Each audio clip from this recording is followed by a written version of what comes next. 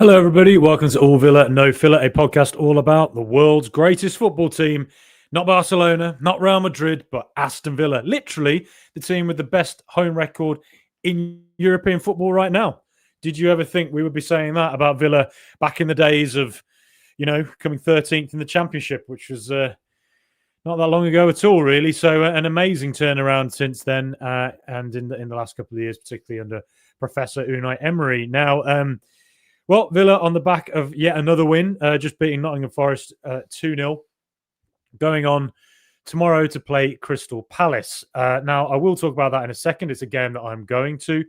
But something else I just wanted to mention as well, just before we get going, is that obviously there's my cat right there. There he is. Hello. About to cause havoc, no doubt. But Manchester United, Ruben Amorim, he's gone, isn't he? Who saw that coming? Everybody, right?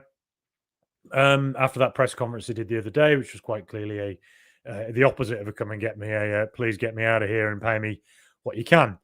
Now, the first thing I thought as soon as I saw that Amorim was gone was that what we're going to see is a lot of ill-informed takes and a lot of quite ignorant and arrogant-sounding takes that Unai Emery would gleefully leave Aston Villa for Manchester United because he'd want to go from what a lot of, ill-informed online people say is a small club to a big club. So just to sort of put all that to bed, firstly, Unai Emery, he's landed the dream job, really. That's what Villa is. Very few managers in world football anymore will get the kind of control and authority and overall respect that Unai Emery has at Aston Villa. And following up managers like that is extremely difficult. It just is. It's hard to replace managers like, comparable Wenger at Arsenal, Ferguson at United, Klopp at Liverpool. It's hard to replace that sort of talismanic character. And so right now, Unai Emery is that talismanic character. And throughout his career, he's worked at teams that are, Sevilla, Villarreal, Valencia. In Spain, your life expectancy as a manager, job-wise, is not very long. You don't last particularly long. It tends to be high pressure, and you get sacked if you lose 3 or 4 games. In the Premier League, yes, it's high pressured as well, but it's not quite that level, I would say. So he's coming to Aston Villa where, he's got all the authority he can want. He's extremely well paid. That is a factor as well. He's got a club that goes and gets him a sporting director in Monchi that he wanted. Monchi leaves and they go and replace him with another sporting director that he wants in Roberto Alave from Real Sociedad, another Basque Country individual. V Sports have invested in Real Union, a club that the Emery family are heavily involved with. So what Emery has at Villa is something that is just gold dust for a manager. And yes, look, to play devil's advocate, you could say, if I was to say, what do I think Unai Emery's dream is? I think it's to win the Champions League. I think that is his overriding ambition in his career. Will there come a day, one time, where maybe a club who are in the Champions League all the time because they have PSR advantages, maybe he looks at it and thinks, it's my last shot at it? Maybe. You can't say that that's not something that might one day happen. But look how far he got in the Champions League with Aston Villa. We look dead on course to get it again. Had we just got that extra goal against PSG, we'd have knocked out the best team, one of the best teams in European football history last year in the quarterfinals. And we could have gone on and won the whole thing. Winning the Champions League is something that I think people saw it as a joke for Atletico Madrid and Tottenham in 2010, 2011. Both of those clubs got to the final. They couldn't get quite over the line to win it, but they both got to the final. I truly believe that Aston Villa are a team that can, we're a team that can go on and do something that people aren't expecting. No one expected us to be level with Manchester City in January. Nobody expected us to get into the Champions League in the first place last season. And yes, pundits who by and large are made up of former Liverpool players, former Manchester United players, they talk ad nauseum about, Liverpool United. When Villa beat Manchester United, they're focusing on Man United look improved. So improved that 3 weeks later, their manager sacked. I complained about it at the time and I complain about it now. I think it was ridiculous. People continue to underestimate Villa. They will. And reports coming out today that Jim Ratcliffe has opinions on Manchester United's tactics. Do you think Nassef Sawiris and Wes Edens relay down through Roberto Alabe to Unai Emery that they want to change the tactics? Do you really think that? Do you think that Unai Emery would do his research on a club like that, hear all that and think, that's something I want to go into? Because I don't. I mean, yeah, they could offer him crazy amounts of money, fine. And they could say, we'll give you whatever you want. Again, fine. But the track record at that club in the last 15 years, do you trust those owners? I wouldn't. The Glazer family are useless, leeches, who should never have been in that club in the first place, never been allowed to take it over. Disgrace, really. Jim Ratcliffe has come in and basically is Ebenezer Scrooge. He's sacked so many people behind the scenes that no doubt there must be behind the scenes there now at a club that should be a familial, congenial club. Instead, it's one that probably has, let's face it, somewhat of a toxic, fearful atmosphere because everyone's worried about their jobs. So would Unai Emery trade all of that power clearly onto a good thing at Aston Villa for Manchester United as they are in their current iteration? I just don't think that would be a smart or wise move. And I just don't think it's one that Unai Emery would make right now. So there you go. Look, it's something that in the future, nothing is forever. But right now, I think it's something that we're going to hear lots and lots of ill-informed talk about. What I think would happen if in the nightmare world Emery ever went to Man United, I'll tell you exactly what would happen. It would go, the form would turn, then they'd have a difficult run about a year later, and they'd all start to complain about how slow he plays out from the back, and it's not the United way. And Gary Neville and Roy Keane and Paul Scholes and Nicky Butt and all them pundits who have big mouths and big audiences, they'd all start complaining about it. Emery's too slow. It's too much like the Arsenal thing, and it would just, again, whilst I think Emery's such a genius and could make it work, if anyone can, it's him. Ain't happening. Because I can tell you already, I know the toxicity of that place, the graveyard that it is for every player who seems to go there currently, every manager who goes there. Why would you leave Aston Villa for that? Times are changing. And I could be proven totally wrong one day, but personally, I feel confident enough to say that times are changing here, and those pundits who are used to the so-called Big Six, they better get used to the fact Aston Villa are not here to just make up the numbers now. We're here to compete and we're here to do things. And we have a manager here who has everything there for him to go on and do something really special with Aston Villa. That's my belief in it. Whether that's naive, I don't know, but we'll find out one day, won't we? Anyway, yeah, thought I'd just get that off my chest because, look, we are going to hear about it, aren't we? It's just the pundits, the lazy pundits, the online noise. It's all going to be very like, I think Emery should go to Villa or go to Man United. Yeah, he's too big for Villa now. It's just that rubbish. Forget it. Times are changing. And Villa are a massive club, by the way. So, look, we've got Crystal Palace next. Great to bounce back against Nottingham Forest after a 4-1 loss at Arsenal. So now it's 11 wins in 12. Was it 18 in 20 or 17 in 20, 18 in 21? Something like that, isn't it? It's quite incredible, really. Now, our next club, the next team we play is, yes, Crystal Palace away. Now, there's not a Villa fan in going who breathes air right now, who looks up at the blue sky in the day and the dark sky at night. There's not one of us who is going to say, I feel confident going to play Oliver Glasner's Crystal Palace. Because why would you? They have made life really miserable for us. 3-0 earlier this season at Villa Park. No one beats us at Villa Park, but Palace did. 3-0. Wembley, semi-final. 3-0. Selhurst Park last year in February, I think it was. 4-1. So it hasn't been they have not been a club that we have particularly enjoyed playing in recent times. You go back before then, 2-2 at Villa Park. They beat us in the Carabao Cup. They could write that off as a 2-1. Then they also beat us on the final day of that season 5-0. But again, that's a game you can write off because we were all hungover. So forget that. But the last 3 games, you do have to look at and say they've convincingly beaten us. Now, let's just put it into perspective right now. We're not playing the Crystal Palace of that Wembley semi-final. We're not playing the Crystal Palace that beat us 4-1, and we're not playing the Crystal Palace that came to Villa Park in August.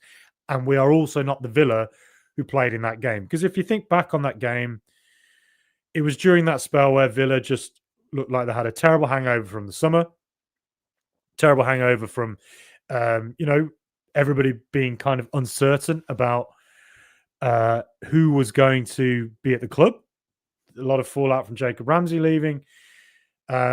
The sort of hangover from what happened at Old Trafford on the final day of last season. So all of that, I think, led up to a fixture where it felt like something bad was going to happen. And that then the next day led to Harvey Elliott and Jadon Sancho coming in. From there, we've got better and better and better. And it's all good. It feels like a bit of a role reversal now.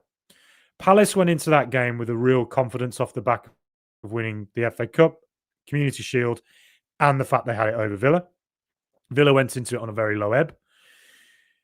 Role reversal now. Palace are going into this at a low ebb.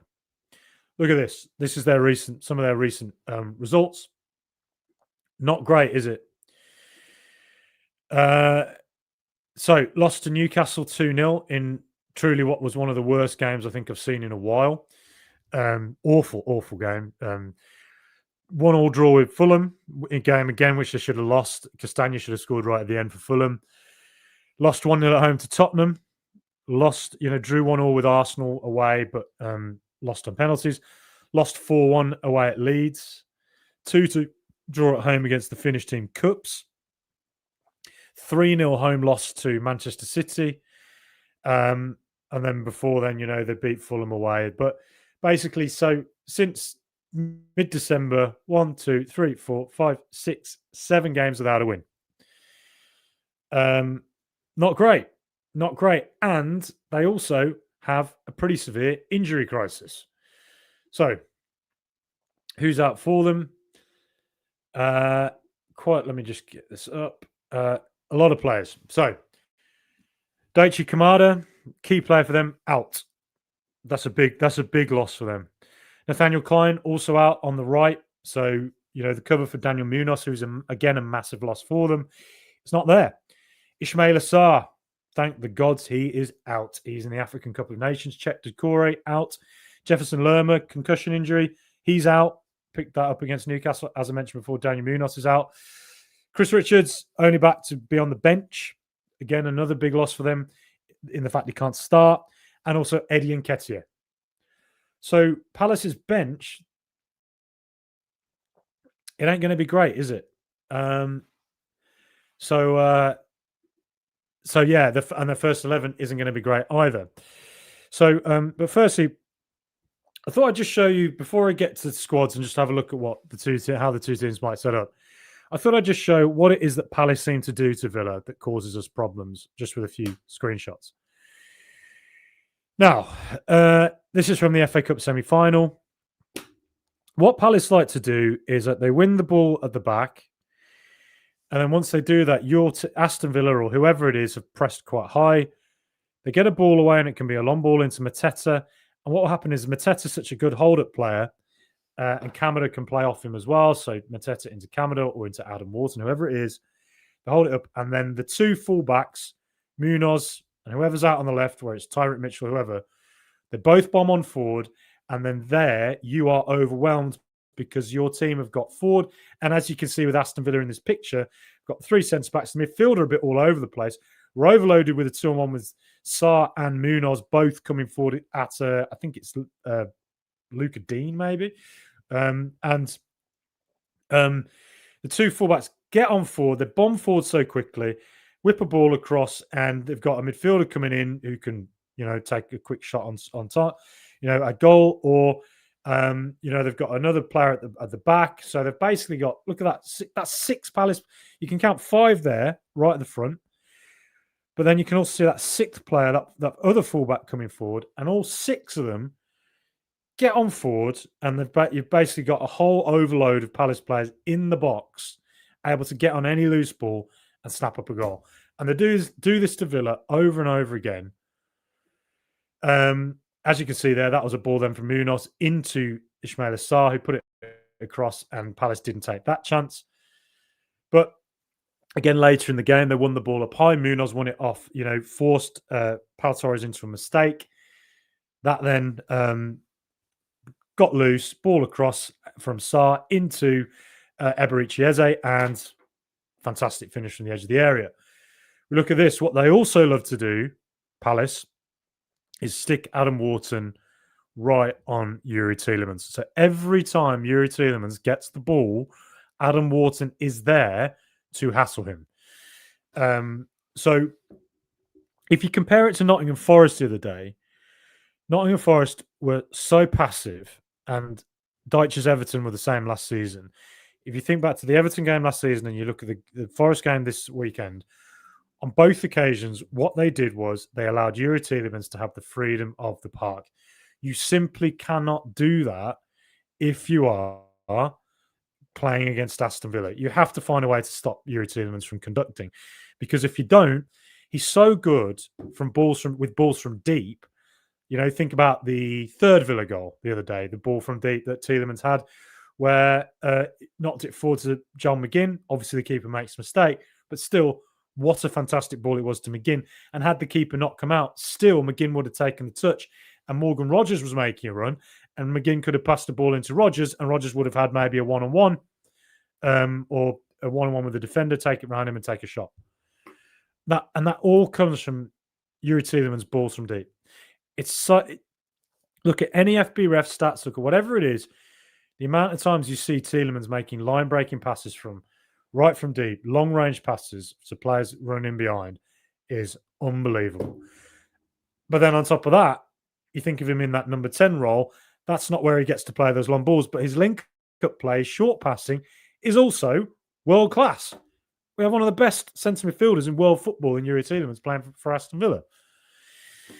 So you have to deal with him. And in fairness to Crystal Palace, Glasner's dealt with him really well, and they dealt with him fantastically well in that final, in the semi-final in the FA Cup, because this was what led to the second goal. Wharton jumped on Tielemans, they won the ball back, it made its way to Ismail Assar, and a great shot from distance. Now, I have watched those highlights back of that game, and I was in the stadium for it. And one thing that I'd sort of forgotten, because I was so depressed after that day, was that Villa actually had loads of chances. A header cleared off the line from Konsa, a Leon Bailey shot cleared off the line, a shot Morgan Rogers should have done better within the first half, a Luca Dean really good shot that is pushed wide, a John McGinn chance that's well saved. On another day, one of them goes in, and it's a different game. So it's not like we were completely battered and outplayed in that game. It's just that two long-range chances that Palace had, they took. And they did I think they did do a very good job, in fairness to them, on Tielemans. And what I will say from that day, what I specifically remember from that game, is that Palace made Villa look really, really narrow. We just didn't look. They just made us look very narrow, and like that we had no width at all. And Palace obviously played with such width that it just sort of was getting around us constantly. And then we wanted to play out wide, but there was no one there. So all they had to do really was bung up the middle. And then once they've won the ball back from us, when we're attacking, send the two fullbacks bombing on, and then suddenly Villa don't really have the width to deal with it. And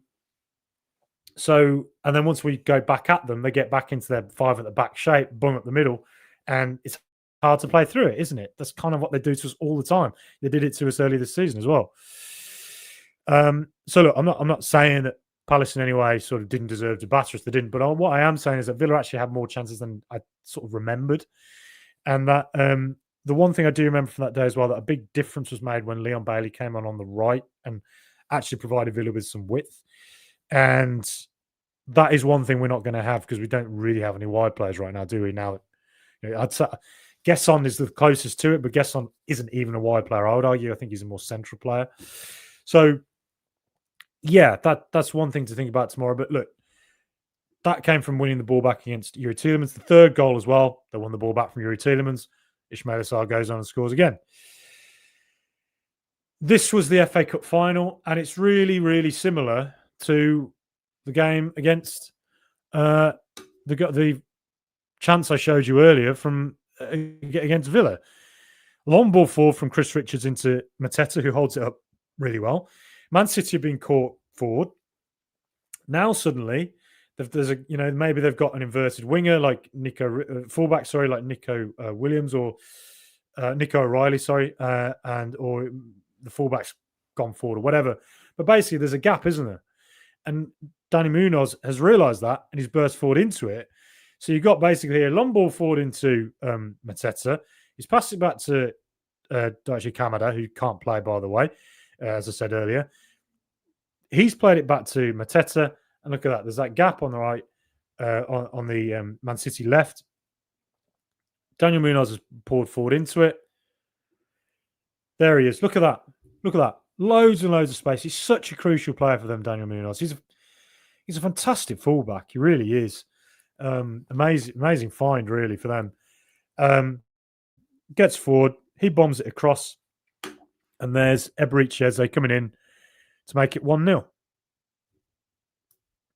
That's what they do. That's what they do. Those two fullbacks, particularly out on the right-hand side with Munoz, they love to get forward and cause teams problems. So I will now let's have a look. Let's now share screen again and find my tactical pads. Here it is. There it is. Up we come. Right. So I can see a lot of comments coming in. I will get to those in a second. Please do like and subscribe. If you subscribe, you love the Mighty Villa. Helps this channel grow and all that kind of stuff. But yeah, I've basically done a lineup of what we could see tomorrow. Interesting, isn't it? If I'm to talk about the eye test with Palace and what I thought I saw the other day with Newcastle, they look knackered. They just look knackered. And you can see with the fixtures I showed you earlier how many games they've played throughout December. Now, look, I think there's this common consensus within punditry that all English Premier League clubs that enter the Conference League should just win it. And if you were to go on head-to-head and say financial firepower and general depth of squad, yes, Premier League clubs should, by and large, be the favourites almost always to win the Conference League. But as Aston Villa found out 2 years ago, and as Crystal Palace are finding out now, the thing with European football is you need to build up experience of it to really get it. And Palace are finding that out the hard way, aren't they? So this season they've drawn at home with AEK Larnaca and they've drawn at home with Cups, the Finnish team. Would you honestly have ever thought that a Premier League team would draw with those two teams at home? And the thing is, in Europe, weird things happen. As we found, do you remember when we played Zrinjski Mostar? We drew 1-1 at Zrinjski, and it took us until the last kick of the game to beat them at home 1-0. I think if those two games were to be played now, we'd win probably 6-0 at home, 3-0, whatever, and we'd go away and just see it out. But 2 years ago, we didn't have that European experience. You need to build it up. And you don't just need to build it up to get used to playing against teams that you've never heard of and players you're not that used to who maybe actually are better than you expect. But you also need the experience of playing midweek to weekends. And Crystal Palace, I think, are naturally finding out right now how difficult that is. And it is going to be a process by which they have to adapt to it. And they're finding, they've also gone a long way in the Carabao Cup. They had to play that quarter-final against Arsenal on Christmas Eve, I think it was. All around then. And, so they've found out with the sheer volume of games they've got now, how difficult it is to balance up your squad and to play these European games. And so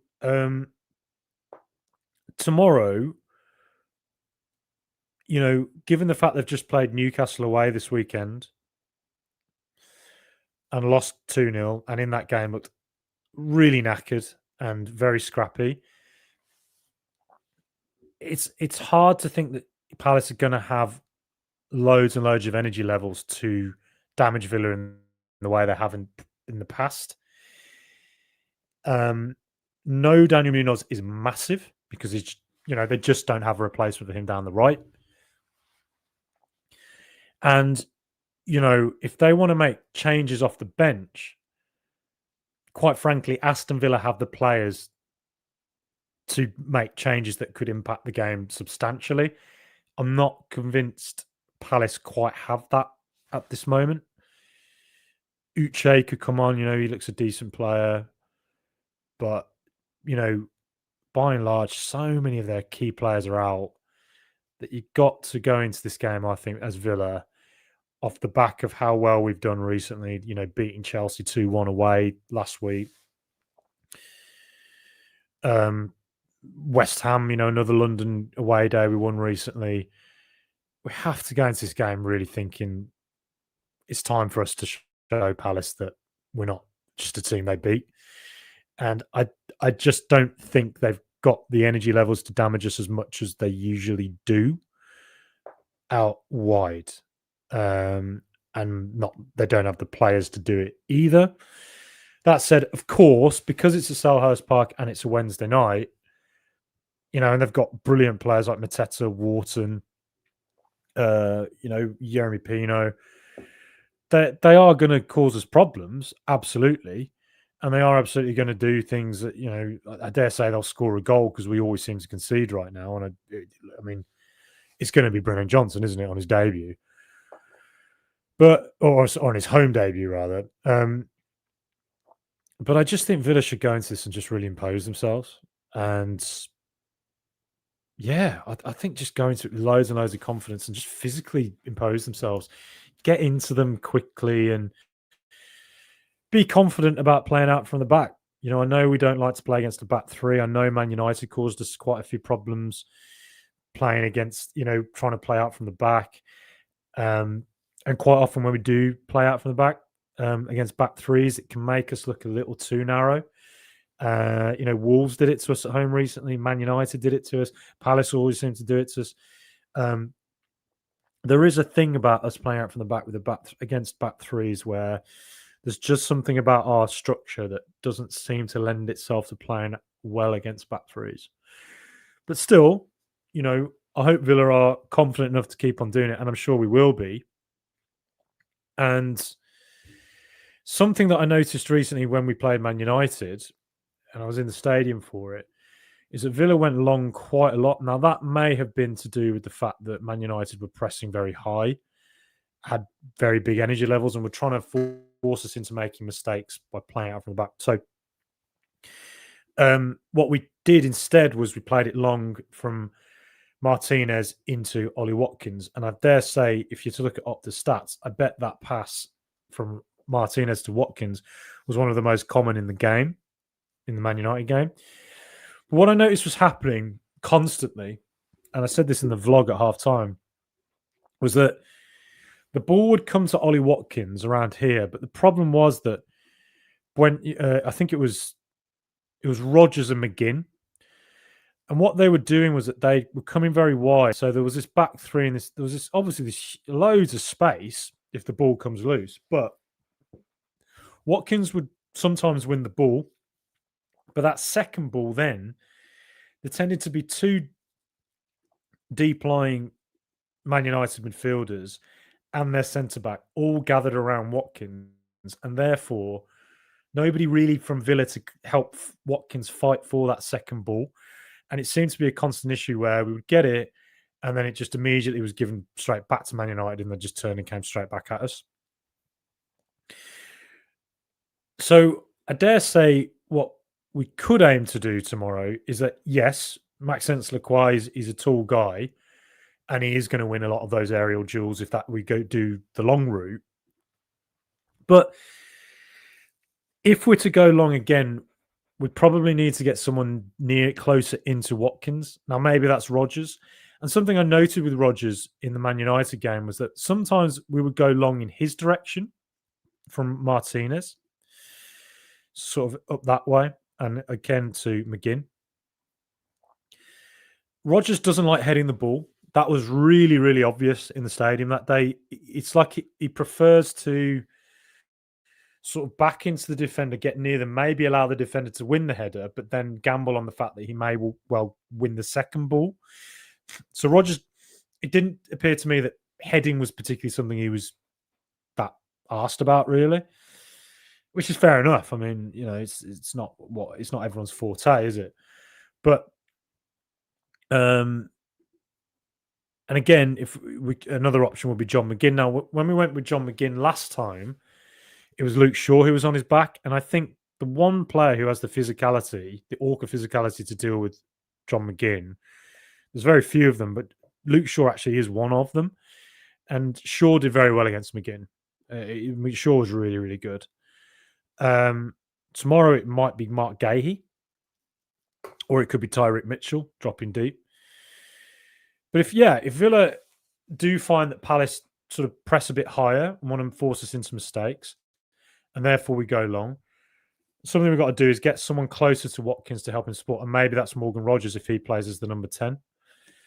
And then I do wonder whether we might have a little bit more success tomorrow if we go long into, McGinn or whoever it is on the left, Rodgers or Buendia or whoever. Because JD Canvo, we were linked with him in the summer. What is he, 18? It's been a big ask for him to come into the team. I think he's had a little bit of trouble. I would back Villa to deal with those defenders with long balls more so than I would do the Man United defenders.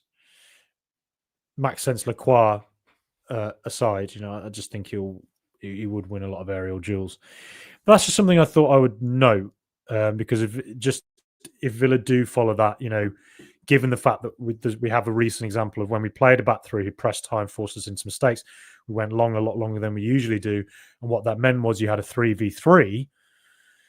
And if Villa were to win it, then it's there's a big chance there. You go 3-on-3, and maybe some number 10 comes in and supports, and it turns into a 4-on-3.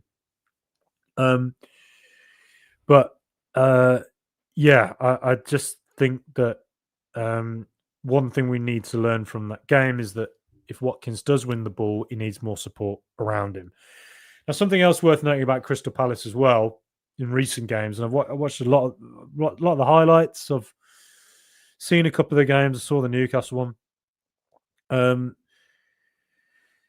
They can't seem to deal with set pieces right now. Every single game recently they've played, they've conceded from set pieces, and it tends to be in, as Oliver Glasner describes it here. I need to find solutions. Right now, I have to admit I've completely failed. 5 of our last 6 defeats, we have just conceded goals from set plays. Strasbourg, Man United, Leeds, Tottenham, and today, Newcastle. It's always the second phase when we are not structured. We have to solve the problem. And he's right. It is the second phase. Generally, what tends to happen is the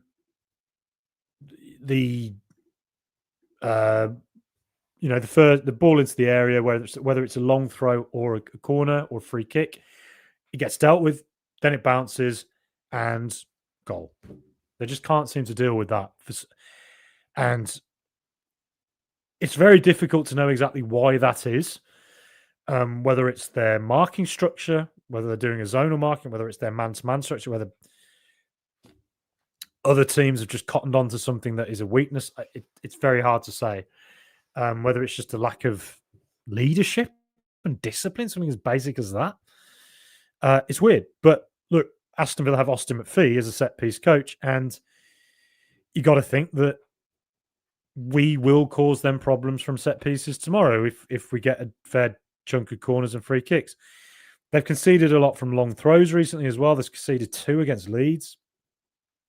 That again would suggest, but when it comes to long throws, I mean, it's not something really worth thinking about with Villa because we just haven't gone into that. We've stuck with sort of shorter throw-ins and ball retention. We're one of the key teams in the Premier League who really haven't gone down that kind of what would I call it? The Tottenham Hotspur, the Newcastle route, long balls, direct. I think it's regressive. I don't understand why so many teams have followed it.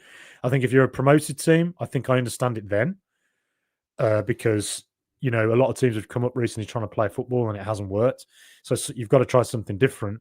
And I think going physical, harder, long, taking chances, that's fair enough. I get that. If Leeds are doing that, but when I see teams like the resources of Tottenham and Newcastle doing that, I just cannot believe what I'm watching. It's just Tottenham, particularly. It's just regressive, and I'm delighted that Aston Villa have stuck to playing the way we play.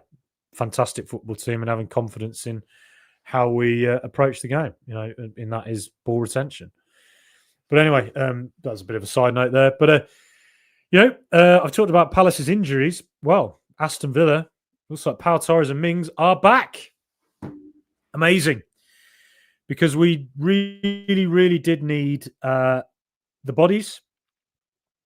We needed the bodies basically because going through January, there's another load of games, and you just with Villa's lightness in defence, we could not rely on just having Konsa and Lindelof as our only two senior centre backs. And quite frankly, we've been playing without a left centre back for about a month.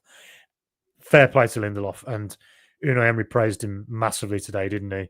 So he spoke to Juan Mata, former Chelsea, Man United, and Spain international, and said that Juan Mata said he has a fantastic attitude. He's a brilliant player, and I think Lindelof has proven one of the canniest signings of the summer. Think about all the millions spent this summer. You've got 120 million on Wirtz, 120 million on Isak. You got 65 million on Mbeumo, 65 million on Cunha. You got 70 million on Sesko, 80 million on Ekitike, and so many of the big signings from this summer just haven't really worked. Haven't really made the differences that you would probably want if you are their managers. Lindelof comes in on a free, and in the last month has contributed so much to us. It is amazing. Playing in and I said the other day, I can't describe enough how difficult it is to be a centre back playing on your weaker foot.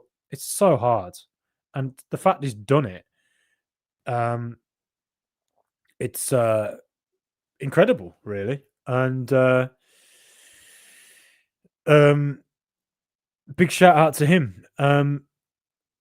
I wonder if tomorrow it might be too soon for Pau and Mings, and maybe we look to the FA Cup game on Saturday as one where they will, one where Pau and Mings will come back in. I dare say we might see one of them tomorrow for a good 25 minutes maybe. But I wonder whether Emery will just start with Lindelof and Konsa. And I think the benefit of having Lindelof there is he's, good header of the ball. He's big and physical. And when you've got Mateta, you want a player who's big and physical dealing with him, don't you? And I dare say that Lindelof might be an even better option than Pau for that. We'll see. We'll see what Unai does. But I dare say we'll go with those. It'll be Cash, Konsa, and Lindelof, but it's brilliant to have Pau and Mings back as options. That is huge for Villa. Now, does he go with Dean or Maatsen? I'm going to say, it could be any. Whichever. But I'll just say Maatsen is now our starting left back, and Maatsen is our starting left back, and he's not really done much wrong to suggest that he should come out the team. So, I'll go with Maatsen on the left, and he'll have to deal with Brennan Johnson. Then maybe Tielemans and Kamara in the centre. There's also the option to put Tielemans into the number 10 role. Therefore, then put Rodgers out on the left. You could put Bogard as an extra CDM. And then maybe later in the game, you change it to McGinn goes back into the CM role. perhaps I sort of suspect they'll go with Tielemans and Kamara as the two as two centre midfielders. And then, Buendia perhaps on the left, Rogers as the number 10, McGinn on the right. Buendia possibly because, he's quite good at just rolling challenges, isn't he? He's a bit of a hassler. And, Will Hughes, I would argue, in the middle is a bit of a hassler for Palace. And if you could get Buendia and Hughes just battling it out like that, they could, in a way, cancel each other out. And that actually, therefore, might open up space for the likes of Tielemans or Rogers to work some magic. But what I sense Palace will do is they will defend quite deep a lot of the time. It will go into this sort of a shape. It will be Gahey, Lacroix, Tyreek Mitchell, and Devaney, you'd imagine, out on the right if Munoz isn't fit to come back in. And then from there, if they can win the ball back, burst on forward, and Brennan Johnson is a good player to get on the end of balls passed up from deep, and he can carry the ball up the pitch because he's rather quick. Or if they get the ball up on the left hand side, let's say Tyreek Mitchell gets on forward and knocks the ball across. Brennan Johnson's a good player there to come in at the back post and score goals for them. And then on top of that, Yeremy Pino, Unai Emery will, I think, managed him at Villarreal. You'll know him well. Pino is obviously he's a very classy player, and he is at some point going to cause us problems, just with working his magic in tight spaces. So that obviously is something that probably Kamara is going to have to deal with. Something else I noticed as well that did happen with Palace the other day, though, was that there was one occasion where I think it was Waltemada or whichever striker it was came deeper, and Lacroix followed him. And what that therefore did was open up this humongous gap for someone to make a run into. And if that happens, we've got the perfect players for it. If Watkins can drag Lacroix forward and somehow it breaks its way to a Villa player, that is a place where Morgan Rogers can make a run on through. So that, I think, is something to watch out for, again, at Selhurst Park tomorrow, if Watkins is able to just tempt one of the Palace defenders forward. So yeah, there's nothing that makes you feel confident about playing Crystal Palace under Oliver Glasner, is there? Because look, it's been tough and pretty miserable. But I do think that Villa, right now, we look at the Palace team in the shape they're in. They look knackered against Newcastle. You look at how they've been playing kind of in recent games, the sheer game volume, the number of players they've got missing, the lack of bench depth they have. You look at this and think Villa surely have to go into this game riding high on confidence and thinking we want to go in and physically assert ourselves and go and teach them a lesson. But anyway, thank you everybody for watching and listening. There's somebody at my door, so I'm going to have to go and get that. Sorry I can't get to the comments tonight, but thank you everybody. Please hit the likes, please subscribe, and if you're watching later, leave some comments and I will get back to those in a bit. But until next time, come on Villa, let's beat Palace. Up the mighty Villa.